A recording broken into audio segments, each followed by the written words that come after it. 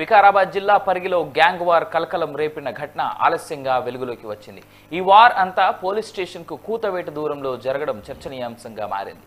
సుమారు 50 నుంచి 60 మంది కూల్ డ్రింక్ బాటిల్స్ తో ఒకరిపై ఒకరు దాడి చేసుకున్నారు. దీంతో చుట్టుపక్కల కాలనీవాసులు భయాందోళనకు గురయ్యారు.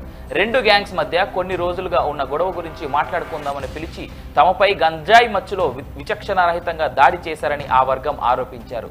అధికార పార్టీ నాయకులు అవతలి వర్గానికి సపోర్ట్ చేస్తూ మమ్మల్ని పోలీసులతో బెదిరించి తమను ఇష్టానుసారంగా కొట్టారని, తప్పుడు కేసులు పెడతామని బూతులు తిడుతూ పోలీసులు బెదిరించారని ఆవేదన వ్యక్తం చేశారు.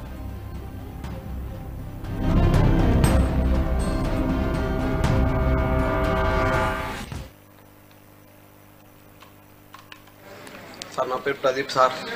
నిన్న తమ్ముడిని కొట్టినని నిన్న నైట్ పోకుండా పొద్దుగాల పోయి మాట్లాడదామని పోతే వాళ్ళు ముందే ప్లాన్ వేసుకొని వీడియో తీయండి, వీళ్ళు వస్తుండ్రు వీడియో తీయండి, ఒక్క గలీజ్ మాట ఉన్న వీడియోలో మేము ఏమన్నా ఒప్పుకుంటాం.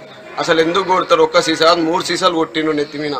ఏమన్నా అంటే మమ్మల్ని ఏమన్నా అంటే గంజా తాగుతారు, పిల్లల్ని గెలుకుతారు, పిటి కేసేస్తారు. ఇప్పుడు కాంగ్రెస్ ప్రభుత్వం ఇదే నడుస్తుంది.